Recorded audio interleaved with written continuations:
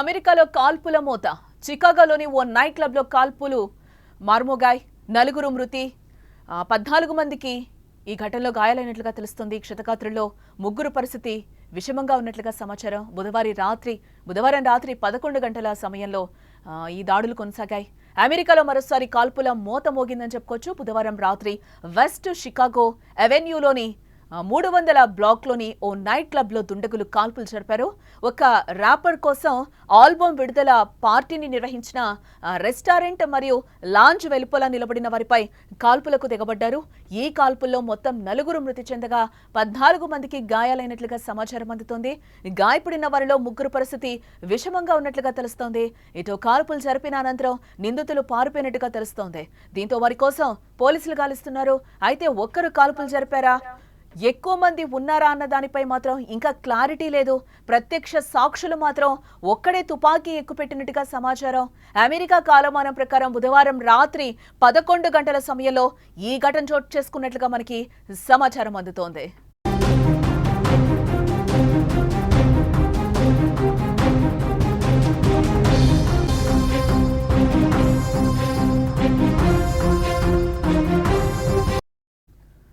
Gun culture, mass firing అమెరికాకి ఇదేం కొత్త కాదు. డెవలప్మెంట్లో పెద్ద దేశమైన గన్ కల్చర్ను అనే విష సంస్కృతి నుంచి అమెరికా బయటపడలేకపోతోంది. ఆత్మరక్షణ కోసం ఆయుధాలు వాడొచ్చని అక్కడి చట్టాలే చెప్తున్నాయి. ఇంకేముంది, దుకాణాల్లో చాక్లెట్లు బిస్కెట్లా అక్కడ గన్స్ అమ్ముతున్నారు. చిన్న పెద్ద అనే తేడా లేకుండా అక్కడ అందరి దగ్గర అమెరికాలో గన్స్ ఉంటాయని చెప్పొచ్చు.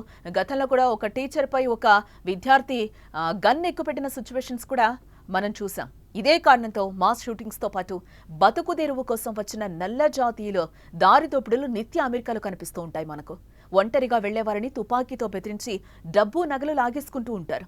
అమెరికా జనాభా ప్రస్తుతం 33 కోట్లు, కానీ అక్కడున్న ఆయుధాల సంఖ్య 39 కోట్లు. అంటే ప్రతి 100 మంది దగ్గర 120 ఆయుధాలు ఉన్నాయంటే పరిస్థితి ఎలా ఉందో అక్కడ మనం అర్థం చేసుకోవచ్చు.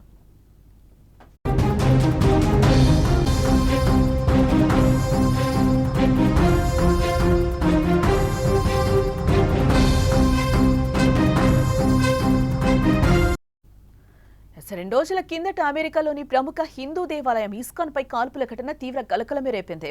ఉతాహ్ రాష్ట్రంలోని స్పానిష్ ఫోక్లో ఉన్న శ్రీ శ్రీ రాధాకృష్ణ ఇస్కాన్ ఆలయాన్ని లక్ష్యంగా చేసుకుని దుండగులు కాల్పులకు దిగబడ్డారు.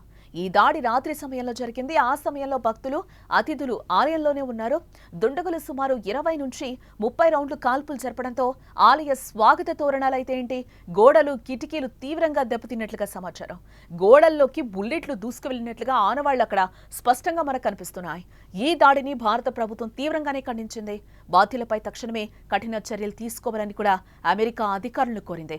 ఇక్కడ కూడా మనం విజువల్లో చూడొచ్చు, క్లియర్ గా కనిపిస్తుంది. 14 మంది ఈ ఘటనలో దారుణంగా గాయపడినట్టుగా తెలుస్తోంది. దీంట్లో 4 మృతి చెందారు. ఇప్పటికే అక్కడ సహాయక చర్యలన్నీ కూడా కొనసాగుతున్న విజువల్స్ కూడా మనకి సుమన్ టీవీ స్క్రీన్ మీద అయితే మనకి క్లియర్ గా కనిపిస్తోంది. కాల్పుల మోత అమెరికా ఒక్కసారిగా దద్దరిల్లేలా చేసిందని చెప్పుకోవచ్చు. బుధవారం రాత్రి వెస్ట్ షికాగో అవెన్యూలోని 300 బ్లాక్లోని ఓ నైట్ క్లబ్లో దుండగులు కాల్పులు జరిపారు. ఒక ర్యాపర్ కోసం ఆల్బమ్ విడుదల పార్టీ నిర్వహించిన రెస్టారెంట్ మరియు లాంజ్ వెలుపల నిలబడిన వారిపై ఒక్కసారిగా కాల్పులకి దిగబడ్డారు దుండగులు. ఈ కాల్పుల్లో మొత్తం ఇప్పటికీ 4 మృతి చెందారు. అక్కడికక్కడే 14 మందికి పైగా తీవ్ర గాయాలైనట్లుగా సమాచారం. గాయపడిన వారిలో ముగ్గురు పరిస్థితి కూడా ఇప్పటివరకు విషమంగా ఉన్నట్లుగా మనకైతే సమాచారం అందుతోంది. కాల్పులు జరిపిన అనంతరం నిందితులు పారిపోయినట్టుగా కూడా తెలుస్తోంది.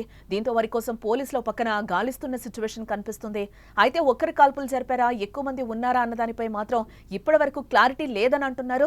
ప్రత్యక్ష సాక్షులు మాత్రం ఒక్కడే తుపాకీ ఎక్కుపెట్టినట్టుగా సమాచారం అయితే ఇస్తున్నారు. అమెరికా కాలమానం ప్రకారం మనం చూస్తే బుధవారం రాత్రి 11 గంటల సమయంలో ఈ ఘటన చోటు చేసుకున్నట్లుగా కూడా మనకి సమాచారం అందుతోంది. అయితే అమెరికాలో గన్ కల్చర్, మాస్ ఫైరింగ్ కొత్త కాదనే మనం చెప్పుకోవాలి. డెవలప్మెంట్ లో పెద్ద దేశమైన గన్ కల్చర్ అనే విష సంస్కృతి నుంచి అమెరికా మాత్రం బయట పడ్డం లేదని కూడా చెప్పుకోవచ్చు. గతంలో కూడా మనం చాలా వరకు ఇలాంటి ఇష్యూస్ మనకి గతంలో కూడా కనిపించాయని చెప్పుకోవచ్చు. సర్వసాధారణంగా అమెరికాలో ఎవరి జోబులో చూసినా మనకి మనీ లాంటివి, పర్స్ లాంటివి ఎంత కామన్ గా ఉంటాయో అక్కడ గన్ కామన్ గా ఉంటుందని కూడా ఇక్కడ మనం చెప్పుకోక తప్పదు. ఆత్మరక్షణ కోసం ఆయుధాలు వాడొచ్చని అక్కడ చట్టాలే చెప్తున్నాయి కాబట్టి వాళ్ళు దాన్ని గన్ కల్చర్ని చాలా కామన్గా చూస్తూ ఉంటారు. ఇంకేముంది, దుకాణాల్లో చాక్లెట్లు బిస్కెట్లు అక్కడ గన్స్ అమ్ముతూ ఉన్న సిచ్యువేషన్స్ కూడా మనకు కనిపిస్తూ ఉంటాయి. ఇదే కారణంతో మాస్ షూటింగ్స్తో పాటు బతుకు తెరువు కోసం వచ్చిన నల్ల జాతీయులు దారి దోపిడీలు నిత్య అమెరికాలో కనిపిస్తూ ఉంటాయి. ఒంటరిగా వెళ్లే వారిని తుపాకీతో బెదిరించి డబ్బు నగలు కూడా వాళ్ళు లాగేసుకుంటున్న సిచ్యువేషన్స్ అక్కడ తరచుగా కనిపిస్తూ ఉంటాయి. అమెరికా జనాభా ప్రస్తుతం 33 కోట్లు, కానీ అక్కడున్న ఆయుధాల సంఖ్య మాత్రం 39 కోట్లుగా చెప్తున్నారు. అంటే ప్రతి 100 మంది దగ్గర 120 ఆయుధాలు ఉన్నాయంటే పరిస్థితి ఎలా ఉందో అమెరికాలో మనకి ఇక్కడ క్లియర్గా కళ్ళకు కట్టినట్లుగా కనిపిస్తోంది. 2 రోజుల కిందట అమెరికాలోని ప్రముఖ హిందూ దేవాలయం ఇస్కాన్ పై కాల్పుల ఘటన తీవ్ర కలకలం రేపింది.